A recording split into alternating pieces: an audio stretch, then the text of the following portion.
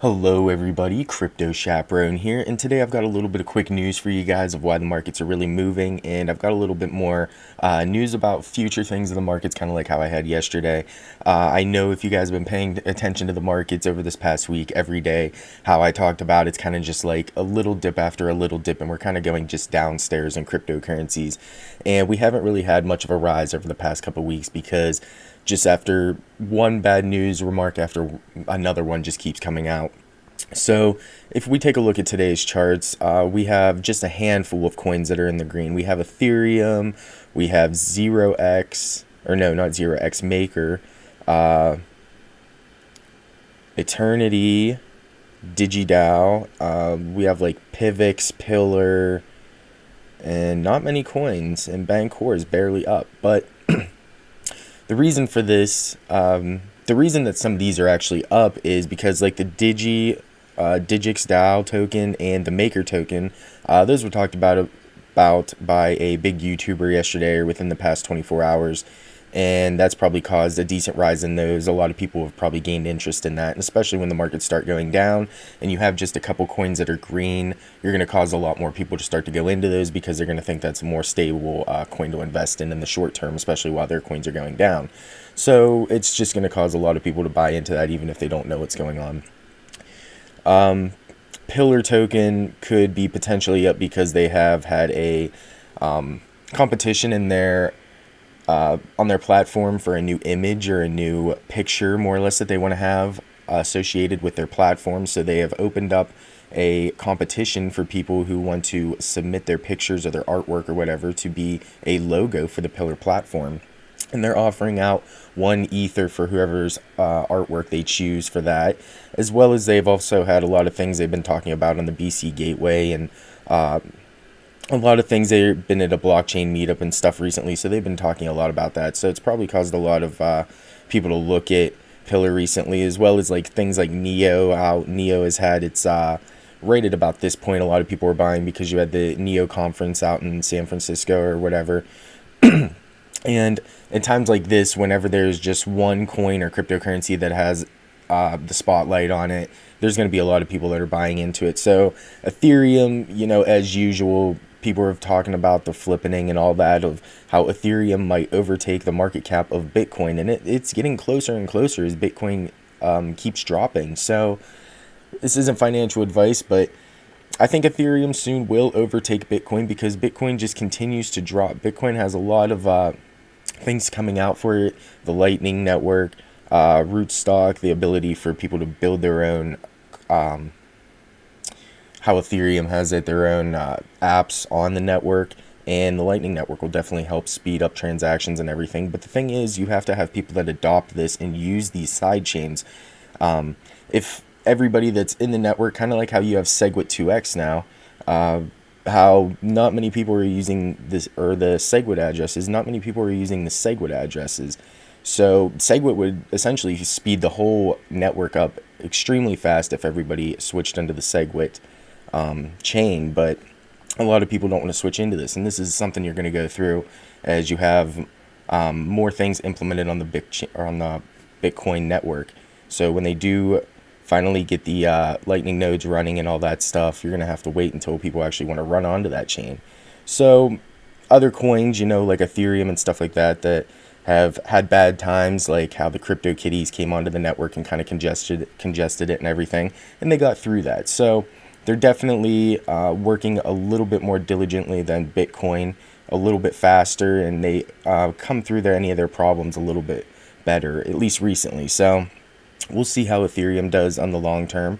But, personally, I think I might be investing a little bit more into Ethereum soon, since it is holding its ground very well. And it's got a lot of big things, a lot of big developments, meetups, conferences coming up within the next 2-3 months. So I think Ethereum is going to be pushing up to the $2,000-$3,000 mark. And it's going to see extreme new all-time highs throughout the 2018 year, as well as a lot of these other cryptocurrencies. This is just a very short dip in the market. We don't like to correlate any times and patterns with one another in cryptocurrency and stuff like that, but if you've heard other people talking about, January has always been kind of like a dip month in cryptocurrencies. And then from there on, it kind of just takes off exponentially throughout the rest of the year. And that's been kind of an ongoing trend for about 4 or 5 years now, I think. But, you can't really take these patterns as a continuing guarantee, like how I talked about on like long holiday weekends, how that was kind of a thing when markets would dip if there was like an extended holiday for the United States or something like that, when the institutions were closed on possibly from like a Sunday to a Monday. There was always a lot of heavy market activity on those days, and it was usually negative. But some days it was even positive because people couldn't get their money into the markets or out of the markets quick enough. And you also had a lot of people who were just relaxing and taking the days off and not paying attention to the markets. So you had a lot of things going on in times like that. So the reason the markets are the way they are today is, you just recovered barely from the US dollar tether information. That the US regulators subpoenaed Bitfinex and the US dollar tether and everything. But that would actually happen back in December. But a lot of information just got released about it within the past couple days. And now a lot of people are just starting to have their fear, uncertainty, and doubt about tether and all that. Well, now in India, there has been talks about the finance minister in India actually came out and said that they are going to be cracking down on illicit activity and illegitimate activities, more or less, of that take place in cryptocurrencies and stuff like that. And they also said that the cryptocurrencies aren't an official payment or anything like that in India, and they're going to try to keep cryptocurrencies from being an official payment.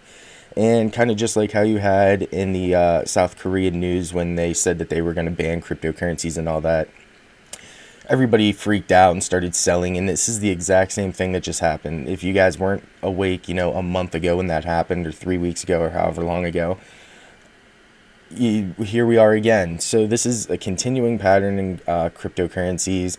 Just like we had Jamie Dimon talk bad about cryptocurrencies when they started going off to kind of pull them back. You're always going to have an opposition against you, no matter what you're doing, especially when you're doing something that has such a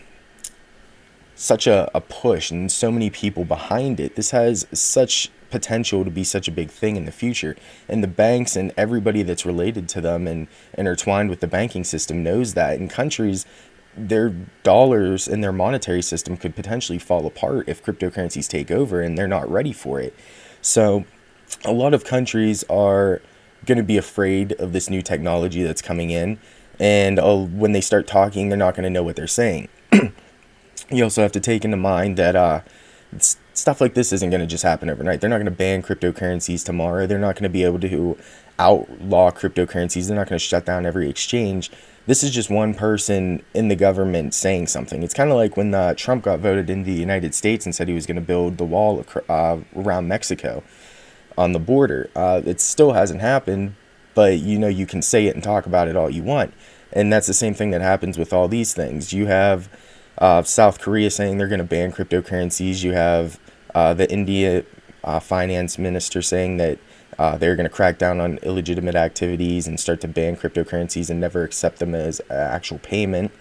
And, when's it going to happen? It might take 3-5 years for this to actually get set through, because just one person likes it or doesn't like it in the government. But who knows? There could be 30, 40, 50% of the rest of the government enjoys this or invested in it, or have somewhat of an investment or interest in it.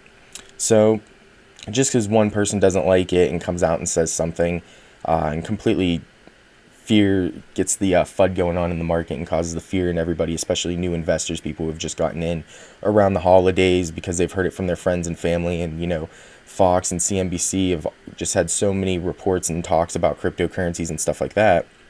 And it's just getting more people who were never interested in it now, because they see not just, well, a lot of them don't even see the technological advancement that it could have on our civilization, but they just look at the short-term profits.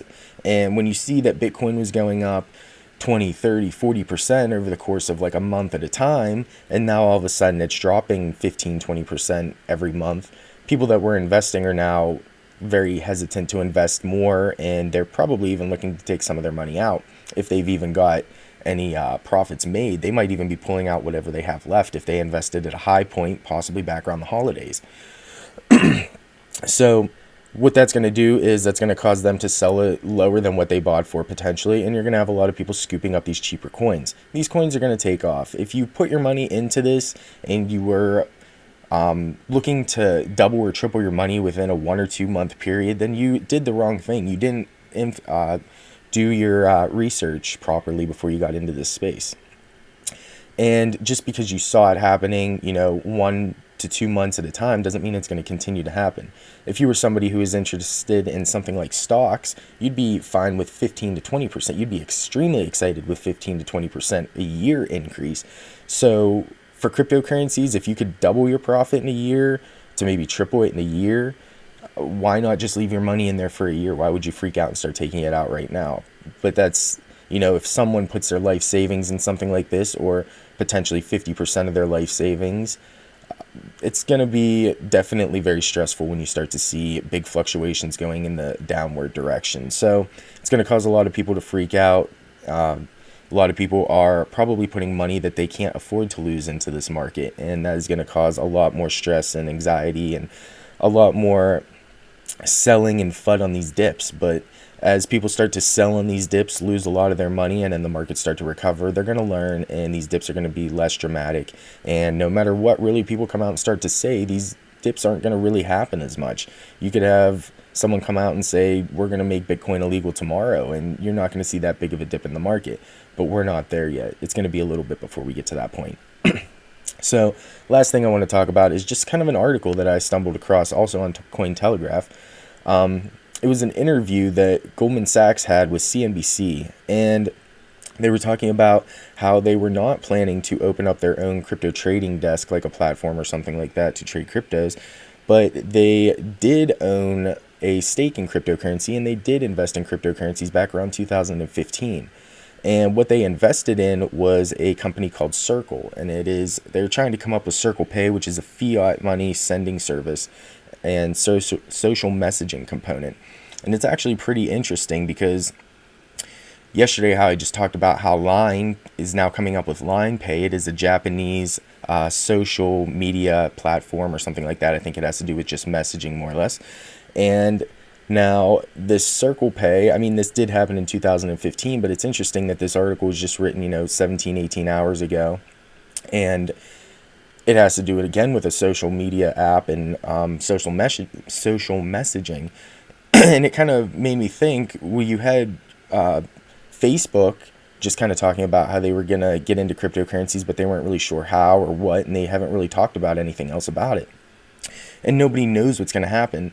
So maybe potentially Facebook will integrate cryptocurrency sending or transfer methods on their messaging app, which would definitely be beneficial for Facebook, because if you know anything about the Facebook messaging app, it is, aside from being used for sending messages and stuff like that, is actually used to track and keep tabs and cookies and components on its users. So while you are using the Facebook social messaging app, it is actually tracking what you're saying, things that you're doing. If you're sending messages to your friends saying, do you want to come over for some popcorn and a movie, it's going to track that. It's going to realize that over time, maybe like certain movies, you like popcorn, you're going to start to see ads for popcorn and movies. And it's going to start to draw more and more people to using this messaging app, which I am not a fan of because I don't like being tracked. And, no, I'm not a conspiracy theorist about this. This is actually things that have been proven. If you've been paying attention in last year, Vizio actually had a lawsuit or something against them along that line. Because their TVs and household appliances were actually recording people and taking information from them. And they were using that to help give it to advertisers, and they were selling it to advertisers. So Facebook, if not many people are downloading their messaging app or something like that, and you have this new state-of-the-art technology out there that everybody wants, everybody's trying to get into, and a lot of these apps are happening. The Line app was a Japanese app, so I'm not really sure how well you are able to use that in the United States or any other country. But as these apps start to get bigger and more people start to join, I'm sure they will branch out further and further. But you're going to have an app aside from Coinbase and Robinhood and stuff like that that's going to help the average everyday person get their money into cryptocurrencies. And I think, and even send cryptocurrencies and store them. And I think that is going to be where Facebook steps in with its messenger. And I think they're going to integrate possibly how you had Snapchat. I think it was like Snap Cash or something like that, where you could send cash through the app to people. They're possibly going to have that with Bitcoin, maybe Litecoin, Bitcoin Cash, maybe just a few currencies you'll be able to send and store and use with your Facebook social messaging app. So, I mean, it's just a thought, as time goes on and more of these social platforms are getting into cryptocurrencies. Facebook was talking about cryptocurrencies. So, if everybody else is doing it and they're probably seeing great success from it, I don't see why Facebook wouldn't follow. They seem to follow everything that goes on. Any trends that happen, they were very interested in the whole Vine trend where people were making the short videos and stuff like that. And they just kind of upgrade their technology and their platform to what's going on around them to, keep up with the times. So I think we will see Facebook slowly follow suit with all these other social messaging platforms and companies and stuff like that. And I think they will integrate some sort of cryptocurrency sending in their messaging platform. So, that's all I really got for you guys today. Tried to make it a quicker episode. I try to always say I'm going to make it a quick episode, and it ends up being like 25-30 minutes. So that's all I've got for you guys today. Hopefully you guys are still not selling your cryptocurrencies on these down markets. If you do have the urge to sell your cryptocurrencies, I'm not a financial advisor. This isn't financial advice. Do what you want to do. If you think that you're going to be able to sell it now and buy back at maybe 5 to 10% lower and get a few more coins, do it. If you want to hold on to your cryptocurrencies for the long run and just wait for the rebound and act like nothing ever happened, then do that. But you always want to be aware of what you're doing when you're trading. The markets could drop or spike back at any moment. So you could sell now and wait for even more of a pullback, and it could go straight up, and you could, be stuck out of the boat, or you could just let it go and come back in a week or so when the markets are hopefully rebounded. But, as more and more information and FUD starts coming out and keeps pouring out, it's kind of weird. We go through these great times of just more and more great information coming out, and we just keep going up the ladder of cryptocurrencies, and then we get to the top, and then we get to the Charlie Lee, that's the very top, and then he sells all of his Litecoin, and it's just downhill from there.